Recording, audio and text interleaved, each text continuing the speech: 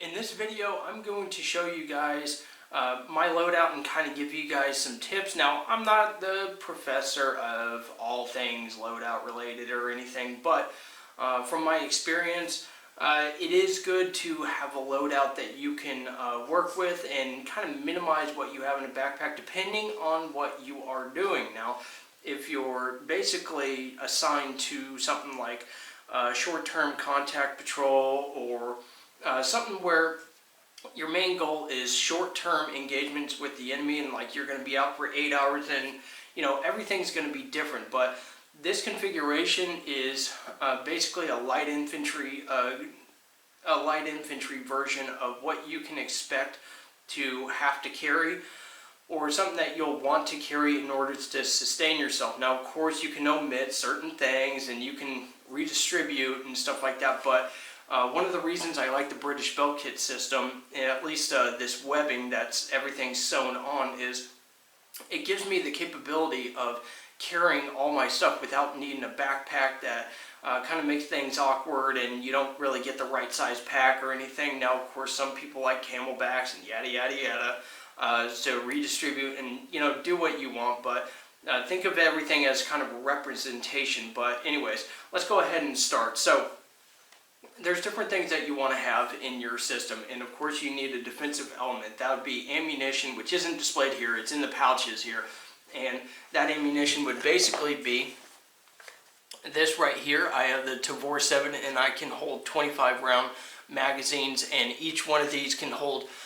2 of these, so 50 rounds each. Now if you are using 5.56, you've got a couple things going on there. You can carry 3 PMags in there pretty comfortably, at least in this system, the Marauder system, but you can carry 3 in there, and I've actually found that it doesn't really snap in reliably, but you can actually distribute some of your medical gear into the magazine pouches, and that's something that was actually common in MACV SOG and LERPs, is they actually found that they can have their medical stuff put into their mag pouches and still carry their mags, and it kind of pushes up the mags to where it makes it easier for speed reloads, and that's absolutely true. I found that to be a pretty convenient thing, and what they would do is they would typically put like bandage, like if you were to get shot, they would put the bandage in the first magazine pouch, because usually when they took contact, it was very common to take rounds within that first contact, and by then they're going on full auto and they're basically spraying the jungle. That was like one of the big reasons they would carry like 600 rounds a person, is because that was kind of the way to fight in the jungle at that time, was spraying it with full auto fire, since most of the time they were carrying rifles, and it wasn't until later they were carrying machine guns, but that's beside the point. So anyways, they would have a bandage to treat gunshot wounds, but they still needed to kind of lay down suppression, so they would typically be done with like a full pouch of ammo by that time. So that seems pretty reasonable in some cases, but anyways, you have your medical capability in there if you're loading it properly. With the 308 mags that I have, I'm not able to do that, so I have to redistribute it and put it somewhere else. By the way, I hate this pattern. It would not stay like this, but I am going to paint this IFAC pouch green, just to kind of blend in with my environment here in Alaska. OD doesn't exactly work, so I would even paint like this ration pouch, which I'll get to. But anyways, as far as grenades and stuff, like for the defense, yeah, these are dummy grenades, but it's kind of a representation of an actual combat loadout. You want to have a couple grenades. You probably would have more, and you'd find a way to carry them. I would say like taking an extra AR mag pouch and putting it on like your plate carrier or somewhere on here, and carrying like 2 or 3 of them in an AR mag pouch is something that you could do as well.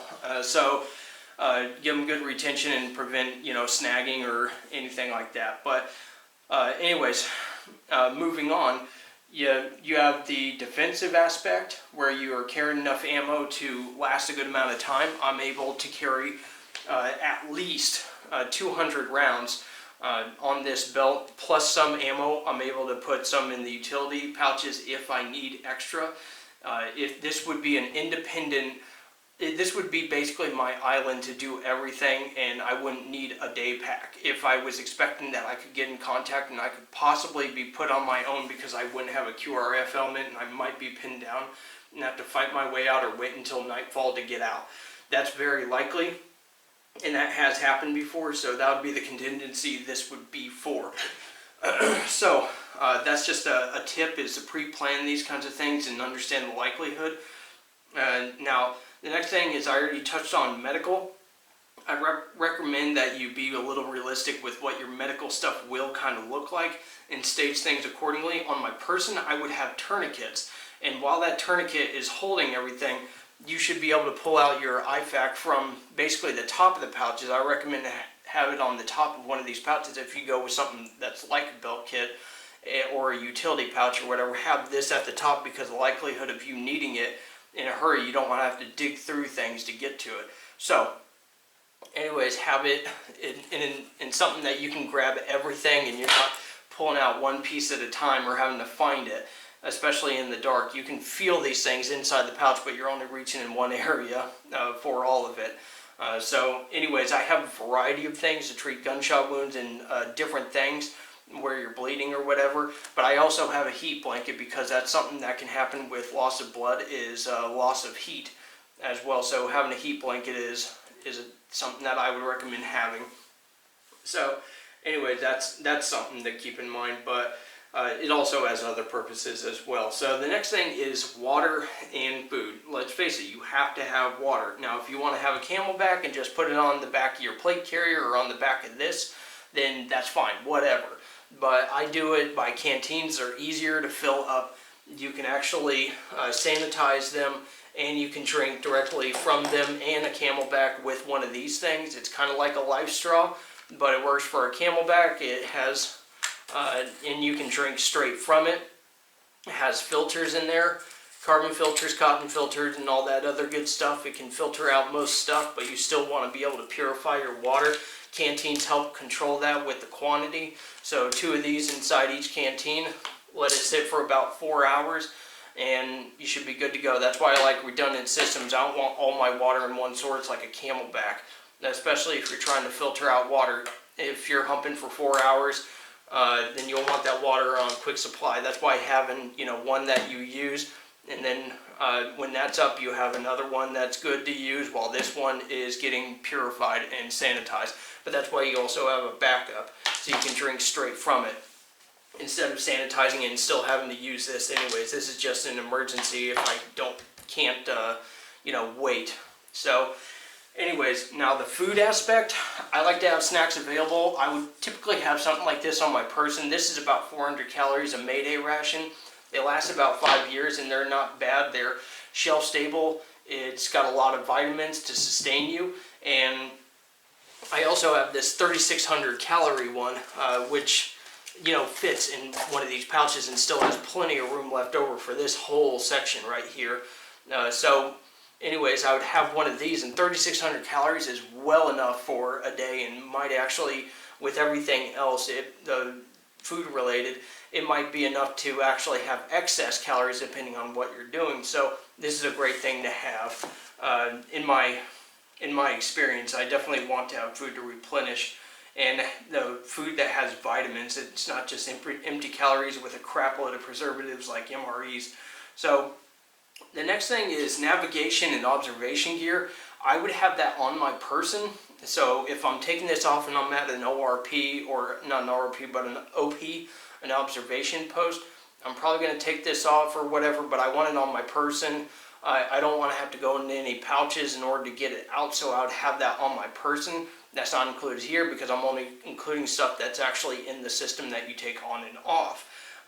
However, something that kind of goes into it is these things right here, because anything that's navigation, you might want to have like a red lens flashlight like this. I modified this Phoenix flashlight in order for it to, this is a PD32, and I don't know if they even sell these anymore, but I took red duct tape that my girlfriend had and electrical tape, and I put it over, so I have it a little bit unscrewed just so it doesn't go off when I don't want it to, but it gives out a red light and it's very dim.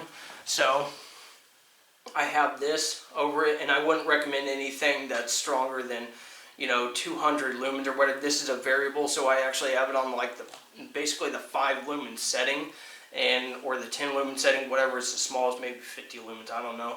Haven't looked at it, but I just know it's the lowest setting, and it doesn't get too hot to burn through this tape. So that's an important feature, is red lens, so you can do map reading. And also signaling. If you are in an emergency, you do need signaling. So I have 2 IR and 3 visible. Even at night, visible would be good. It can also be a good distraction force if you're doing it, or a distraction method if you're doing E&E. But if you're trying to signal, get one of these on 550 cord and spin it around like a helicopter. Good signaling device if you're able, but I'd recommend IR if your relief force has night vision. So the next thing is shelter.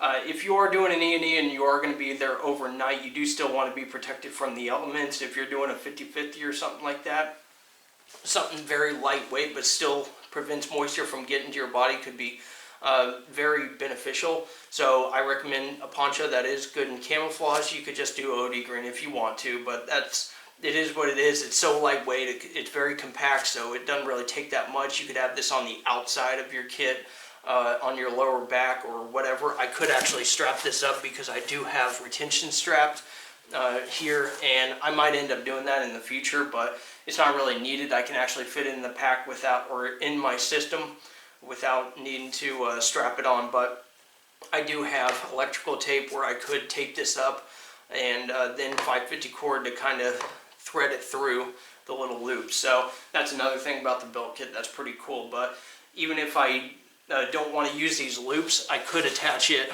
with these straps right here. I could just send them down all the way, put this top over, let it Velcro, and it would just be held on by these little buckles. So that's a way to secure things, and low likelihood of it getting snagged and ripped off. But anyways, there's ways to retain it if you still wanted to anyways. But anyways, next thing to move on is utility.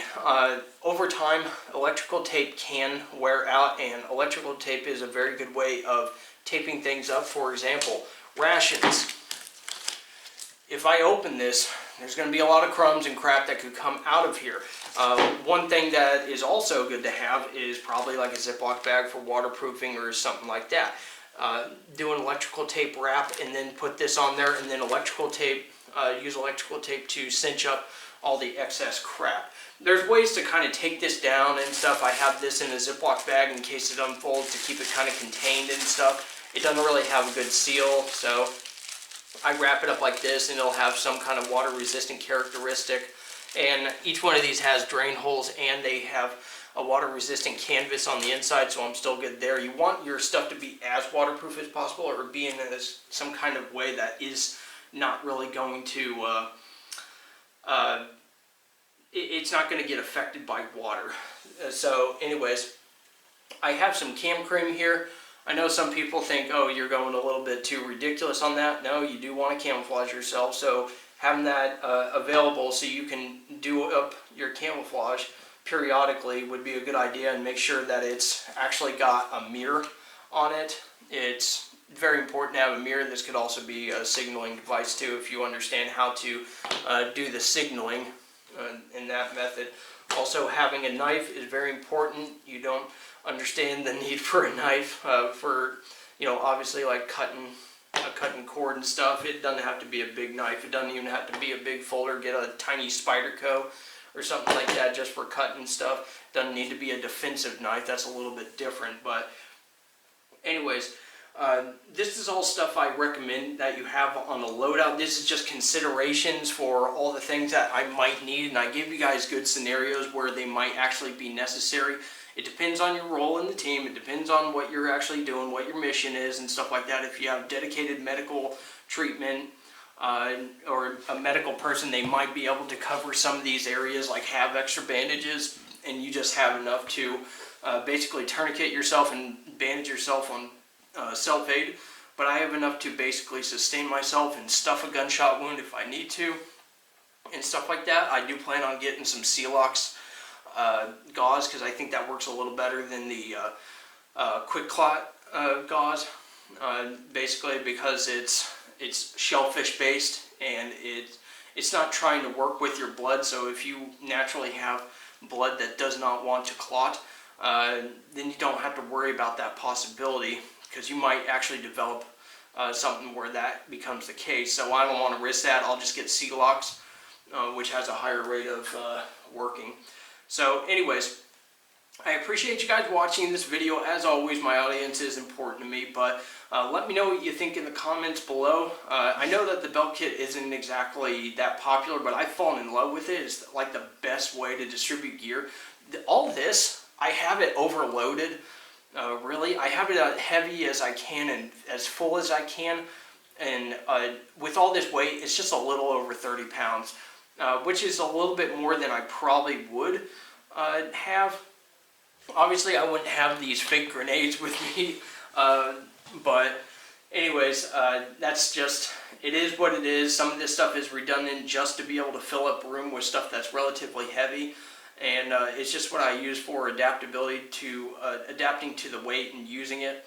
So anyways, these systems do pay dividends, much better than a MOLLE system. One way to work things and one thing to get used to. You don't have to constantly change things around, but that's one of my tips, is if you are going to establish a loadout, do something to where you don't have to fuck with it all that much, because that's really a pain in the ass. So if you don't have body armor, I'd recommend the IIFS system, where you have the pouches on your chest. That can be very good, but I use body armor with this, so I put this on first and then I put a plate carrier on over it. And it keeps this secure, and it also keeps a low profile. I can carry a pistol on my plate carrier and mags, but that's it. And I have my 1-point sling for my 247, which works perfectly.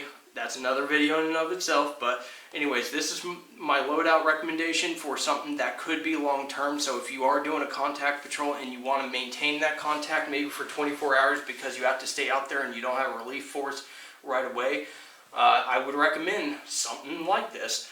But if you have to carry more gear, and you might want to supplement this with maybe a backpack, or maybe have people carrying the grenades or whatever, maybe the claymore for your perimeter, I don't know. But anyways, this is just ideas, so keeps you thinking and keeps you understanding that you can't just, one size fits all everything, but you do want to have the ability to prepare for certain contingencies, but you don't have to go overboard all the time. Like with this, I'd probably put an extra canteen in a pack and carry that. It would be relatively lightweight. It would basically be almost like a camelback pack. So anyways, I'll get off of here, save you guys some thoughts. Don't fry your brains too much, but I appreciate you guys watching, and you guys have a good one.